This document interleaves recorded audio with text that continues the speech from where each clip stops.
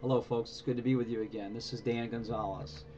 I was away for a few days as I was in Orlando, Florida with the Constitution Committee National Meeting.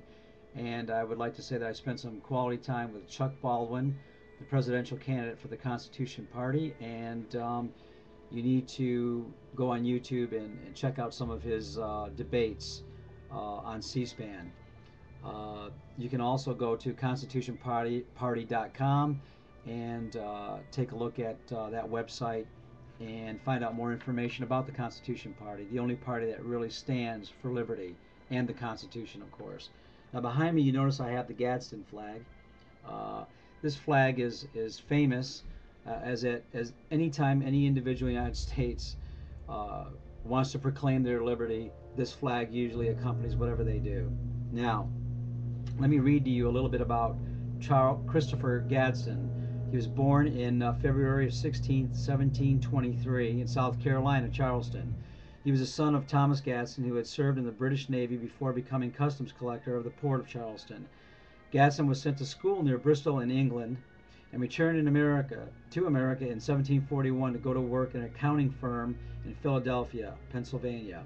He entered into mercantile ventures on his own account as well, and by 1747 Christopher Gadsden had earned enough to return to South Carolina and buy back the land his father had lost while gambling. Gadsden began his rise to prominence as a merchant and patriot in Charleston. He prospered as a merchant and built a wharf in Charleston that still bears his name. He served as captain of the militia company during 1759 expedition against the Cherokee Indians. He was first elected to the Colonial Assembly in 1760 and began a long friction with the autocratic royal governors, so he was a patriot. In 1765, the Assembly made Christopher Gadsden one of their delegates to the Stamp Act Congress, called to order to protest the Stamp Act. Now, many of you know the Stamp Act by the famous speech given by Patrick Henry, "Give me liberty or give me death." So that's where that occurred. So Gadsden was there to hear that speech.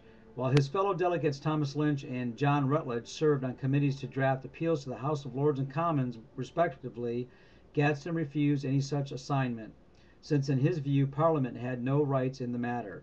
He addressed himself with outspoken support for the Declaration of Rights produced by the Congress, and his addresses brought him to the attention or the attraction of Samuel Adams of Massachusetts, where they belong a long correspondence and friendship. On Christopher Gadsden's return to New York City, he became one of the founders and leaders of the Charleston Sons of Liberty.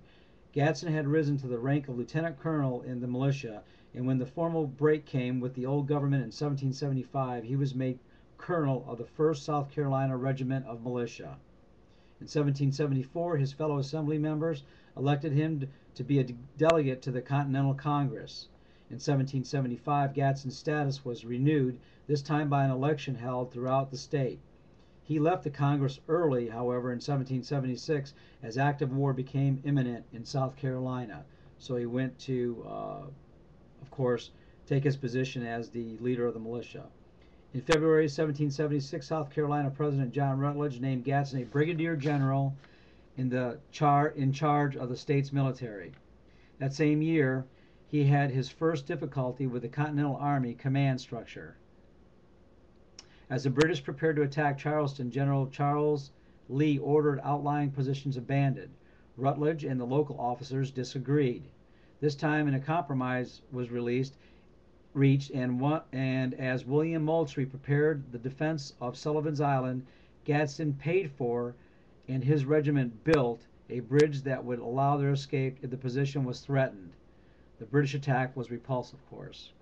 In 1778, Gadsden was a member of the South Carolina Convention that drafted a new state constitution. That same year, he was named the lieutenant governor to replace Henry Laurens, who was away at the Continental Congress. He would serve in that office until 1780. Actually, for the first year and a half, his office was called Vice President of South Carolina, of course, because all the states were actually countries. But when the new Constitution was adopted, the title was changed to the modern usage. When the British had laid siege to Charleston in 1780, John Randolph, as president of the council, fled to North Carolina to ensure a government in exile. should the city fall. Gadsden remained along with Governor Rawlins Lowndes. General Lincoln surrendered the Continental Army garrison on May 12 to General Sir Henry Clinton. At the same time, Gadsden represented the civil government and surrendered the city. He was sent to his Charleston house on parole. After Clinton returned to New York, the new British commander in the South, General Cornwallis, changed the rules, of course. On the morning of August 27th, he arrested about 20 of the civil officers then on parole. They were marched as prisoners to a ship and taken to St. Augustine, Florida.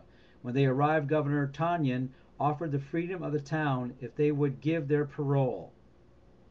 Most accepted, but Gadsden refused, claiming that the British had already violated one parole and he couldn't give his word to a false system. As a result, Gadsden spent the next 42 weeks in solitary confinement in a dungeon at the old Spanish fortress of Castillo de San Marcos. As you can see, he was a man of great principle. When they were finally released in 1781, they were sent by merchant ship to Philadelphia. Once there, Gadsden learned of the defeat of Cornwallis at Cowpens and withdrawal to Yorktown. He returned home to help the restoration of South Carolina's civil government. Gadsden was returned to the state's House of Representatives, then meeting at Jacksonboro. At this session, Governor Randolph and de facto President Rutledge both surrendered their offices. Gadsden was elected as the governor, but felt he had to decline. His health was still impaired from his imprisonment, and an active governor was needed since the British hadn't yet given up Charleston. So in 1782, John Matthews became the new governor. Gadsden was also a member of the state convention in 1788 and voted for ratification of the United States Constitution. He died from an accidental fall on September 15, 1805 in Charleston and is buried in St. Philip's Churchyard there. This is a little history on Gadsden, who this flag is still flown for, the Gadsden flag. Now, before I leave, I would like to show you something here. This is a .22 rifle. This is a pump. As you can see, I just pumped it. And I want to suggest that everyone place one of these rifles or get a .22 rifle and put it in their arsenal of weaponry.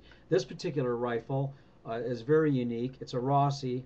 As it unscrews and breaks down into two parts, so you can carry it in a backpack and transport or whatever you need to do with it. So it's a very handy little rifle to have, and it's very accurate. Now, the reason why I'm talking about a .22 rifle here is because .22s are very accurate and very lightweight, and the ammunition is very cheap, and you can buy it in bulk, called bricks, for a very inexpensive price. And it's really a very, very good weapon up to 100 yards or so, right around 100 yards. You can put scopes on them. They're very accurate. This particular rifle right here can probably shoot the eye out of a blackbird at about 50 yards, even though I don't shoot blackbirds with it. But I just want to suggest that you all get yourself a .22 rifle in your arsenal, because it's a very handy weapon to have. Now, before I go, I would just like to say that I am very pleased to be alive today and free. And I think and truly believe that most of you feel the same way. I receive all kinds of emails and correspondence. I really appreciate it. Most of you are staunch patriots.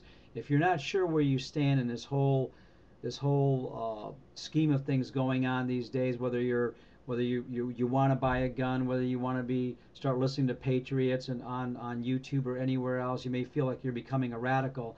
I would suggest that you go ahead and go with your feelings, because as you can see by what I just read here on Gadsden, that if we don't have men who fight for what we have, we'll have nothing. And it's okay if you're called a radical. I've been called a radical my whole life. And obviously our founding fathers are pretty much in today's terms would be called terrorists. So I use that word, so I'm sure that this video is probably going to be censored. But